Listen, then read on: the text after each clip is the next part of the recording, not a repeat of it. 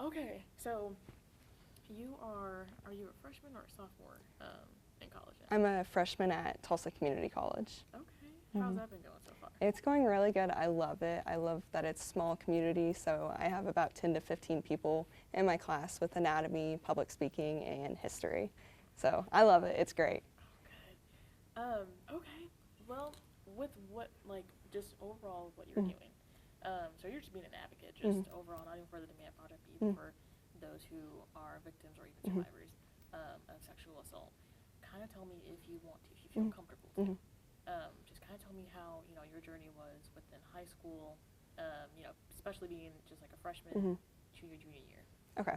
So I moved schools a couple times, just didn't find my crowd, and then I finally ended up at Berry Hill through sports videography. And I loved it, absolutely loved it. And in my junior year of high school is when I got sexually assaulted, and I really didn't understand what was happening to me. It was a very hard time for me to process because I've never experienced someone in my life that has gone through that, or really just understanding what it is. And then the Demand Project came to our school teaching us consent, about what is tea, and if you want tea, you drink the tea. If you don't want the tea, you don't drink the tea. Kind of making it to a lower understanding of what sexual assault is. So if you want to have sex with that person, you have sex, but if you don't and you say, no, I don't want the tea, then you don't take the tea. So that's where I really understood, okay, like I said no many, many times and it still happened. So I have to realize now I have been a victim, but I'm gonna be an advocate now after I've gone through this journey to process who I am now after it and be an advocate and speak for other people. Now, I spoke to Kristen earlier today. Yeah. And she told me about, I even asked her, I said, Shelby, she went to Berry Hill and everything, and you were there right there in front of her. I mean, yes. It's so crazy. She told me about, the overall presentation that you had at Berry Hill, but her being there, was it kind of that aha moment that, like, that you were kind of just all like, oh, like I'm a victim? Yes. So if you see in that photo, I'm literally standing right in front of her, and I just remember when she was talking like about sexual assault, I've never really truly learned all the information that is with sexual assault. And when I learned what has happened to me, that's when I realized, okay, I am a victim, and I'm gonna stand up for what is right. I'm not gonna be silenced. I am going to go forward with whatever this process may look like, but I'm gonna stand my ground and become who I wanna be and be an advocate for others. Was it difficult to process, like what happened and then kind of like moving forward, just kind of just figuring out like, did that really happen, or am I just thinking that, like, am I just going crazy? So it was a very hard process to understand. I talked to many other people, especially my parents, and I broke down every little detail to them and a friend at that time, and really had to understand with manipulating, gaslighting, that I was going through that. And mentally, I couldn't process it. It was a lot for me to process. I was ready. I tried committing suicide one time, and it was a very hard time for me because I just didn't see any point for me to be there anymore. I didn't see what's the point of me being here when I've gone through so much. There's no reason to stay my ground and be who I want to be. I was ready to go. And going through that was such an emotional toll. I mean, every day was something, and it was a lot for me to take in, but I fought through it, and now I'm here today being a voice for others. So, what was that breaking point to where you were like, you know what, I want to be a voice for the voiceless, because there are so many people out there that have gone through what I've gone through, if not or even worse, at such a young age? I think, honestly, social media really helped me on that point, because I was seeing so many other people in comments saying, oh, I wish I could come forward. I can't talk about it. I don't want to be judged. And that's when I was like, I want to be a voice for these people. Even though I'm in a point in my life where I am struggling, I want to stay positive for others and help them, even if it's something small, by just telling them, I hope you have a great day today. Even commenting on a social media post is going to help that person through things. So just helping one another and guiding them through those tough times was really when I saw this is what I want to do. Now, helping with the, kind of just going hand in hand with the Demand Project, when did you start that? So with the t-shirts, I recently, it was last month, and I woke up one day and I saw a TikTok, and it was about sexual assault, and it was talking about how April is Sexual Assault Awareness Month.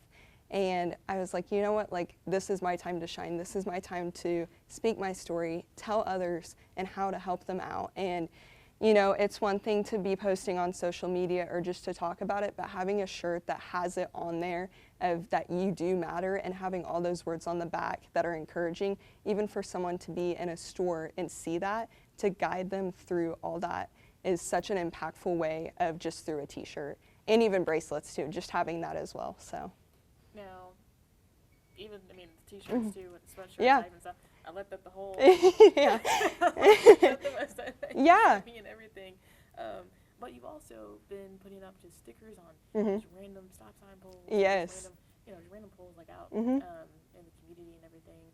And even ribbons. Have you been giving out ribbons too? Yes, so with the ribbons, so last year I gave out ribbons at Berry Hill my senior year, and I just passed them out. I said today is denim day, which denim day represents when you wear all denim to school or wherever you're going, to represent that it's not the clothes you wear, that it doesn't define who you are when you are a victim. The clothes that you were wearing in that time isn't who that is.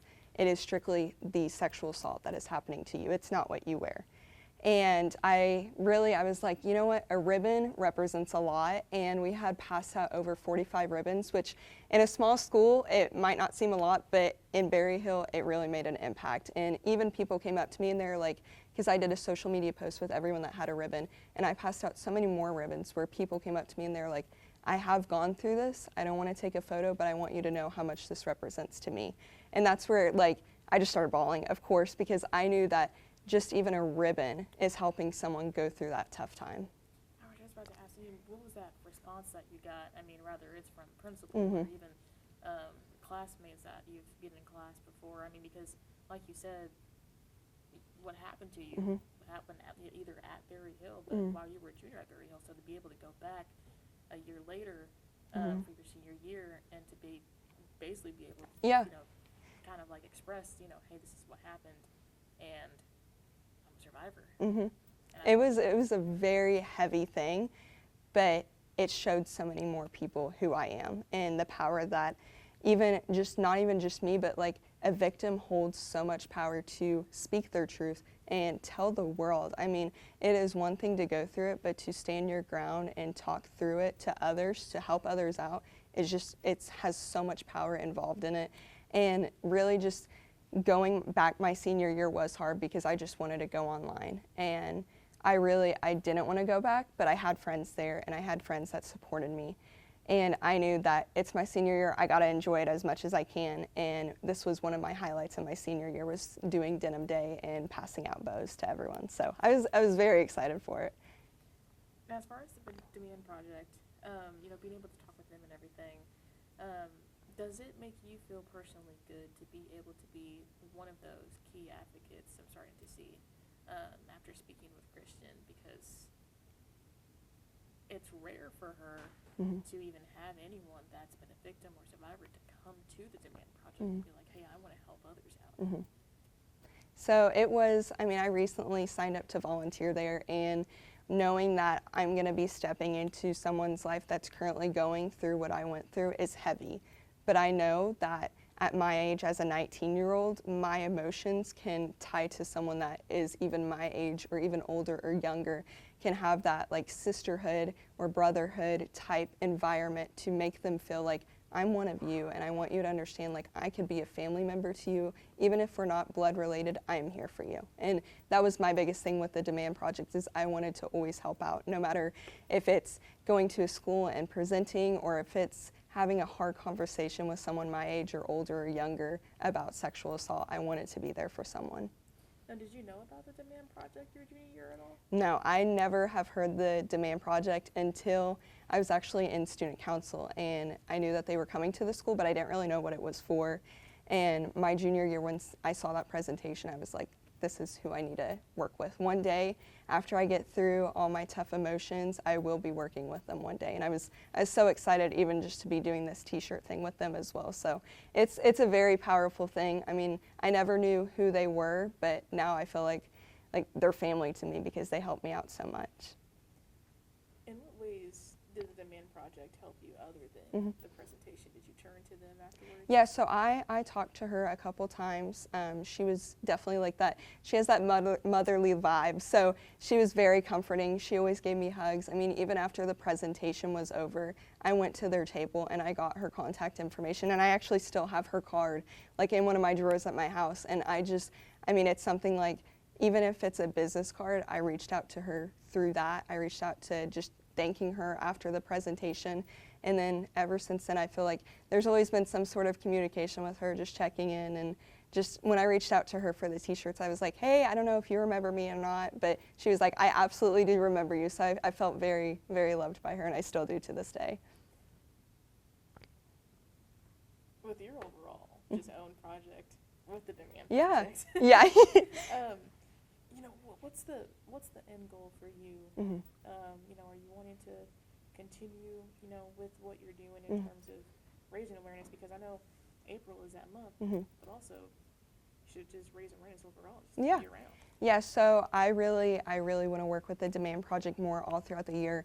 I think just because it's Sexual Assault Awareness Month doesn't mean we stop talking about it before or after April. Like, we always need to be communicating what it is, what it represents, and it has so much to it that learning about it is the most important thing. I think it needs to be in schools more, it needs to be out in the public more, it needs to be talked about more, and that's where I come in, and I want to take the change and help others out. Even if it's middle school to middle-aged adults, it needs to be talked about no matter when, where, and why, and just it needs to be out in the open. And you're not going to stop either. No, I'm not stopping. I'm not stopping at all. There's nothing stopping me at this point.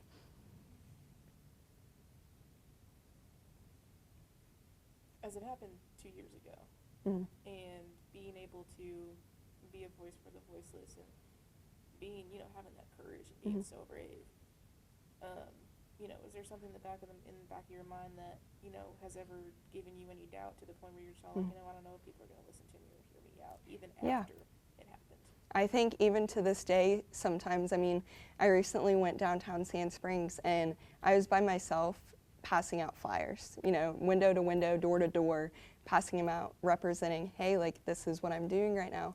It made me so scared to go out in the open, just to do it, because you don't know if you're going to get judged for speaking out on this. You don't know if people are going to be like, no, nobody wants to hear about it. You don't know how people are going to respond.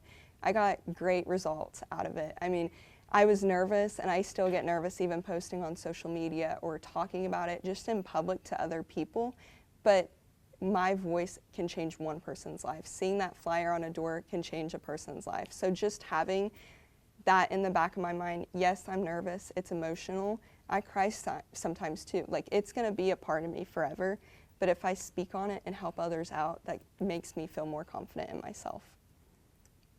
If anyone, you know, has never been affected by sexual assault, but they're wanting to help out, you know, what are those, what's some advice that you would want to give to those? Yeah, I think honestly, doing research, learning more about it, because there's so much information, just even in Oklahoma, there's so many places to get information about it, and also just enjoying, like, talking to people about it. Even though it's a heavy subject, understand, like, those people are opening up to you and talking to you through it, and they are seeing that comfort and just peace with you to talk through it. So taking that time to just talk to people or get involved in the community, work with the Demand Project. There's so many opportunities out there just to even help, even if you're not donating money or helping buy a t-shirt even. If you are just having that time to volunteer, talk to people, get it out there, learn information about it, you're helping. Now, as this month is sexual awareness, sexual assault awareness month, you know, why is it important for anyone to even just know about this, you know, this month and even in the near future? It's so important to know now. I mean, even as a teenage person, you know, teenage girl, I never knew about it when I was younger. 2-3 years ago, I didn't know about it. But knowing now, I can point it out if it's happening in public. It's not just a sexual thing, but there's sexual harassment. There's so many things tied to it. So understanding those values and where it can come from is such an important key.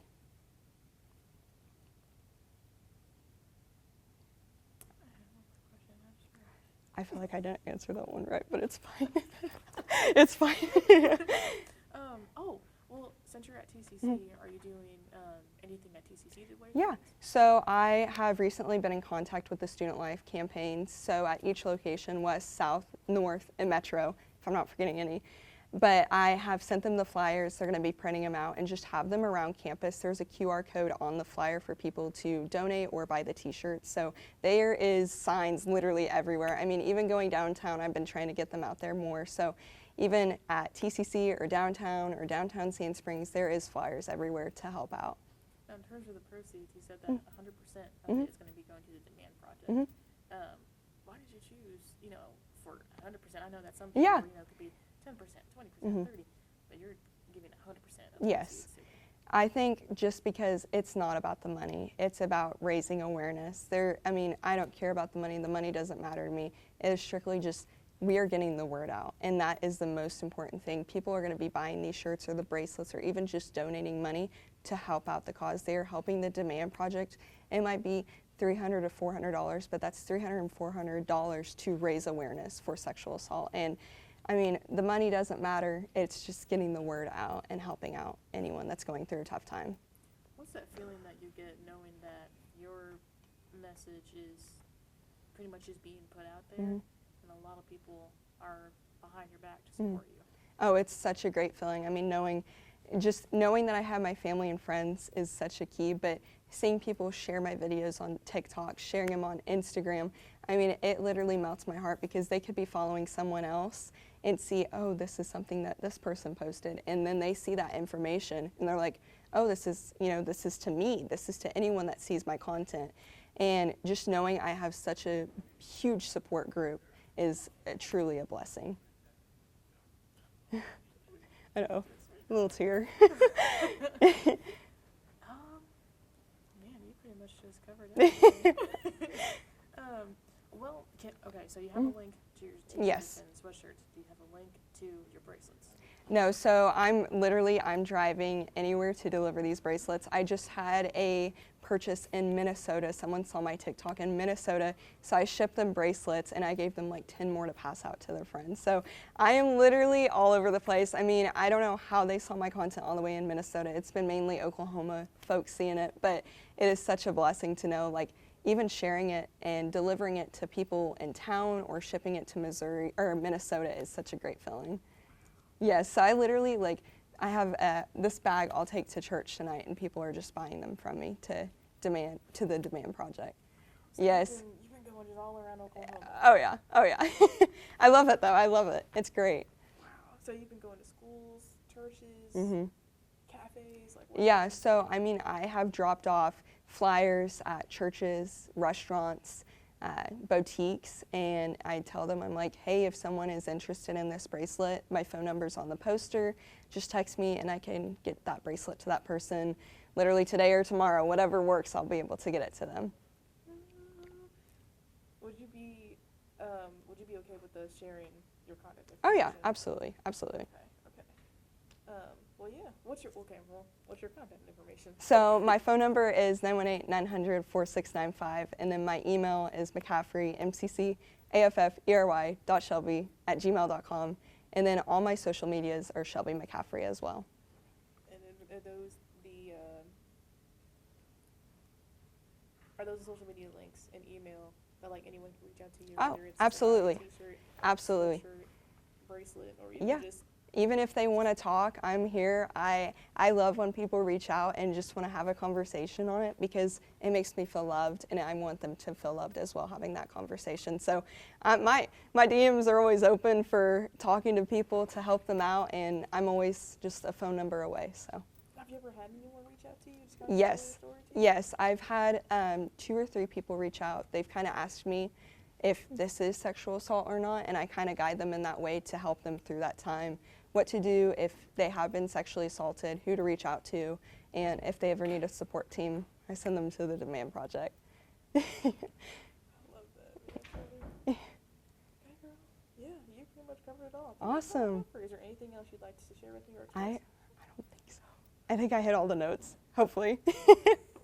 Definitely. I hope so. So, Okay.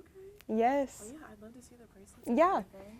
Yeah, so these are, I think there's 100 ribbons in this. So I just would pass these out all the time. I'm currently wearing one right now. But this is one of the ribbons. They're just a little safety pin on the back.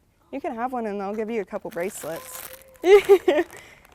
So I have 3 varieties of bracelets that I'm selling right now, which I just do $1 each. But I love the bracelets. I've worn them since after I've gone through stuff. And it really, I mean, I love when I see people wearing them as well. Just like family, friends wear them now. Everybody wears them. My dad and my mom never take their bracelets off, so they're my biggest supporters in this one. So there's some bracelets for you.